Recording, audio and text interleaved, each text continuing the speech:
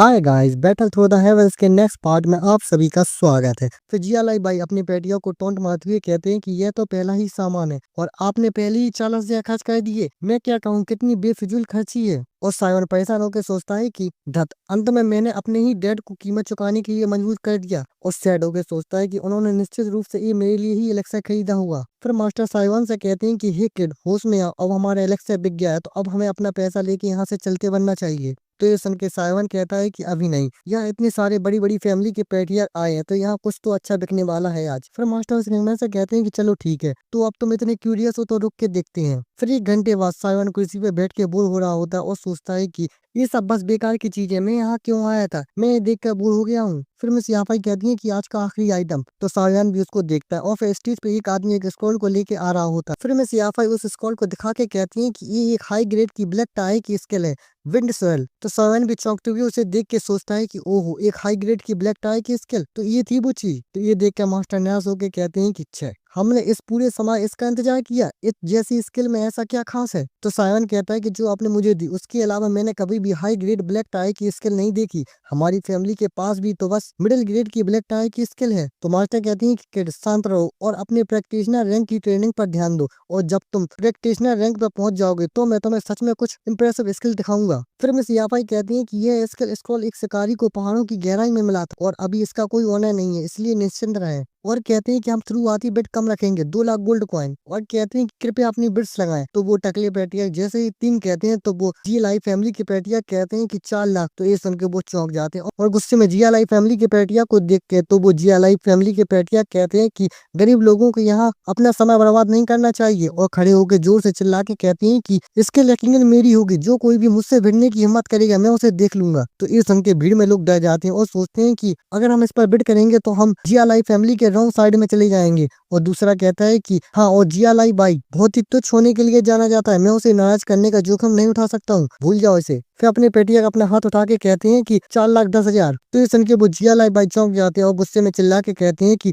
साओजन, क्या ये एक चैलेंज है। तो अपने पेटिया इस्तेमाल करते हुए कहते हैं कि जीएलआई बाई, तुम्हारी फैमिली की सबसे strong skill low grade black tie की है, तुम्हें क्या लगता है कि मैं बस बैठा रहूंगा और तुम्हें अपनी पावर इतनी बढ़ाने दूंगा। तो फिर जीएलआई बाई गुस्से में चिल्ला के कहते हैं कि साओजन, मैंने एक बार किसी चीज पे अपना मन बना लिया तो मुझे उसे पाने से कोई रोक नहीं सकता। और कहते हैं कि 4,30,000। तो अपने पेटिया भी खुश होकर कहते हैं कि 4,50,000। और कहते हैं कि क्योंकि तुम्हें पहले कभी मेरे सामने बिड नहीं करनी पड़ी। फिर हमें सिर्फ ऑक्शन हाउस के बाहर से आवाज आती है। जीएलआई फैमिली के पेटिया कहते हैं कि 4,70,000। तुम्हें क्या लगता है कि मैं तुमसे डरता हूँ। तो अपने पेटिया भी कहते हैं कि 5 लाख, तुम इसे लेना चाहते हो अपने सपनों में ले लेना। और फिर वो जीएलआई फैमिली के पेटिया कहते हैं कि 5,50,000 और चिल्ला के कहते हैं कि चलो बिड करो, एक और बार बिड लगाओ, मैं आखिर तक तुमसे लड़ूंगा। और साइमन भी ये सब देखता है और अपने पेटिया भी देख रहे होते हैं।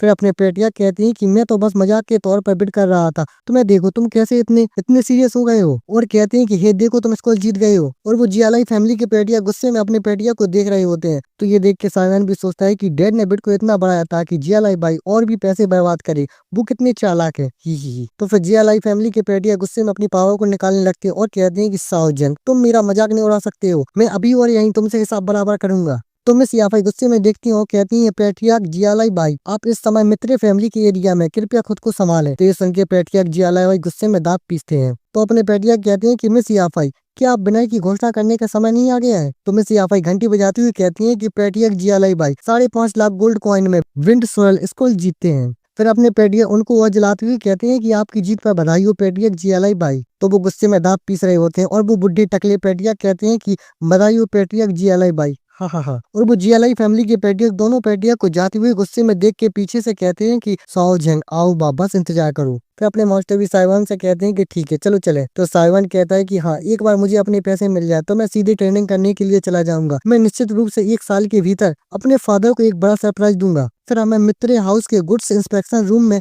मास्टर गूनी और मिस याफाई को दिखाया जाता है, जो साइवान से कहती हैं कि सर, यार आपका फाउंडेशन एलेक्सा का पैसा, इसमें सिर्फ फीस और टैक्स पहले ही काट लिए गए हैं। और वो एक कार्ड को हाथ में लिए होती हैं। तो साइमन उन्हें देख के सोचता है कि ये औरत वास्तव में प्रिसेप्टिव है, मैं इसको अपने अंदर नहीं देखने दे सकता हूँ। मैं अपने पैसे लेके जितनी जल्दी हो सके उतनी जल्दी यहाँ से निकलता हूँ। और फिर मिस याफा एक कार्ड को देते हुए कहती है कि एक और बात, ये मित्री ऑक्शन हाउस के सबसे खास मेहमानों के लिए एक कार्ड है, कृपया इसे ले लीजिए। फिर वो अपना हाथ आगे बढ़ाती है जिसमें कार्ड होता है और अपना साइवान भी अपना हाथ आगे बढ़ाता है कार्ड लेने के लिए और कहता है कि ठीक है। तो साइवान का हाथ देख के वो मिस याफा एकदम से चौंक जाती है और मन में सोचती है कि इसकी आवाज तो किसी बूढ़े आदमी जैसी लगती है, लेकिन इसका हाथ ये यंग जितना स्मूथ है, यह क्या हो रहा है।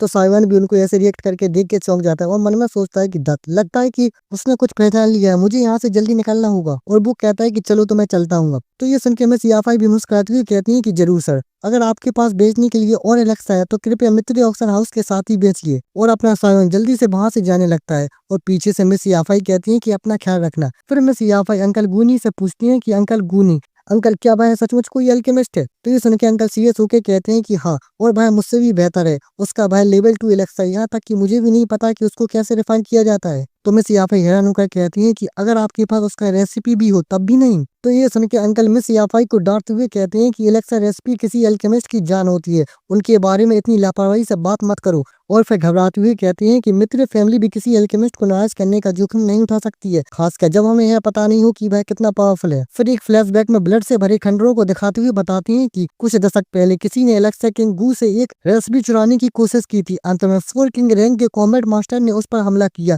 और उसके पूरे परिवार को खत्म कर दिया। और आगे बताते हैं कि यहाँ तक कि जिया मा एम्पायर की रॉयल फैमिली भी इसमें हस्तक्षेप करने से बहुत डर गए थे। तो मिस याफा ये सुन के मुस्कुराती हैं और कहती हैं कि लगता है कि ये अल्केमिस्ट लोग बहुत खतरनाक लोग हैं। वो सोचती हैं कि मुझे वो आदमी और भी ज्यादा इंटरेस्टिंग लगने लगा है। और बस अब इसके आगे क्या होता है, क्या ये मिस याफाई सायान के बारे में और पता लगाती हैं और साइवर उन पैसों को लेके और भी एलेक्सा बना के फिर से बेचने आता है या नहीं। अब इसके आगे क्या होता है ये सब देखने के लिए मिलते हैं अगले एपिसोड में। और हाँ, वीडियो पसंद आई हो तो वीडियो को लाइक करें, शेयर करें और चैनल को सब्सक्राइब करना मत भूलना। Thanks for watching.